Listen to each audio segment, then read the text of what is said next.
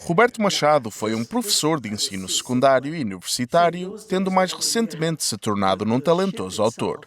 Nasceu em Ponta Delgada, nos Açores, em 1952 e emigrou para o Canadá em 1969. Desde jovem sempre nutriu uma forte curiosidade e talento em letras e línguas, dando início a uma brilhante carreira académica, tendo concluído 4 diplomas universitários, assim como o doutoramento em literatura do Quebec.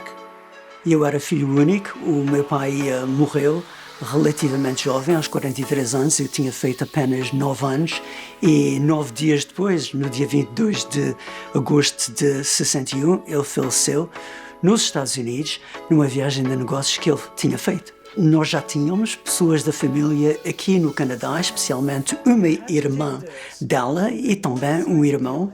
É impossível não notar o brilho de orgulho nos olhos de Roberto quando menciona a sua carreira no ensino. Entre outros cargos de relevo, Roberto ensinou espanhol, francês e português no Harvard Collegiate Institute, em Toronto, durante 27 anos, cumprindo também funções como diretor do Departamento de Línguas Modernas por 10 anos. Um certo dia, eu abro o jornal Globe and Mail e eu vejo um trabalho para professor de português e espanhol no Harvard Collegiate.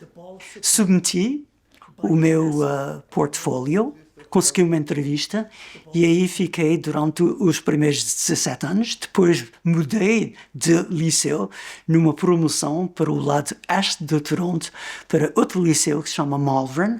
E 3 anos depois, porque eu vivia em Mississauga e Malvern ficava muitíssimo longe da minha casa, eu disse que isso não podia continuar dessa maneira. Além disso, minha esposa disse-me: bem, nós temos uma filha agora e tu andas a passear nas autoestradas todo o dia.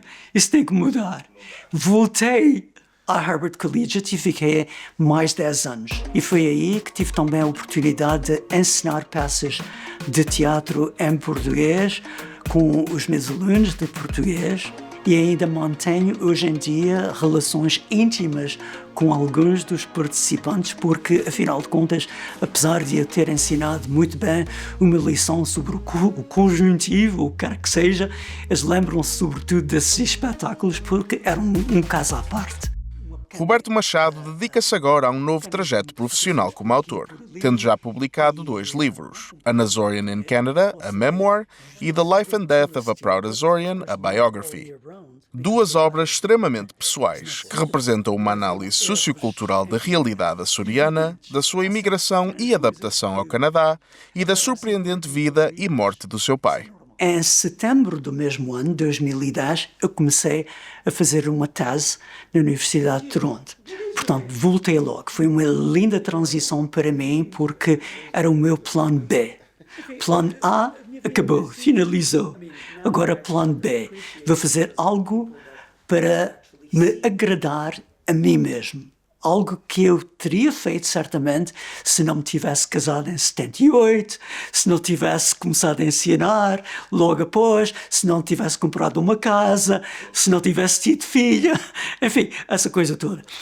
Eu comecei a pensar, eu já estou a caminho dos 70, talvez seja boa altura, uma vez que na minha família as pessoas morrem relativamente jovens, eu escrever alguma coisa acerca da minha experiência por terras dos Açores, especialmente em São Miguel, e depois aqui no Canadá. Um livro acerca da minha própria experiência e depois ligar essa experiência pessoal e profissional a outras coisas que já se tinham passado antes de eu ingressar nessas vidas. O meu segundo livro tem por título The Life and Death of a Proud Azorian, a biography.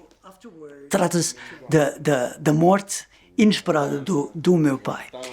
Nesta obra, Roberto explora a maneira suspeita como o seu pai faleceu ainda jovem nos Estados Unidos, assim como o impacto deste acontecimento no seu meio familiar e na sua vida. Deixamos a recomendação para vocês aí em casa que gostam de desvendar mistérios e que se queiram aventurar nesta história surpreendente. O homem saiu de São Miguel em perfeita saúde e dias depois apareceu morto no hotel de Nova York, que ainda existe hoje em dia, chama-se The Paramount Hotel. mas estava na companhia de uma senhora que não era a sua esposa. Essa senhora estava presente na altura em que ele faleceu e imediatamente contatou uma casa funerária em Boston para tratar do enterro, sem notificar a família do homem em São Miguel. Ou seja, minha mãe, que era a esposa legítima, e os outros familiares. A família, especialmente a família do lado da minha mãe, criaram certas hipóteses. O que aconteceu, o que é que não aconteceu, etc, etc. Há pelo menos 3 pessoas que são possivelmente culpadas, mas não digo mais. E, portanto, as personagens que apareceram no primeiro livro também aparecem no segundo e vão também aparecer no terceiro, que vai ser publicado em 2026. E depois dessa trilogia açoriana acabar, eu penso que já disse tudo o que tinha a dizer sobre essa malta e vou pensar noutros assuntos e noutros temas que me interessam.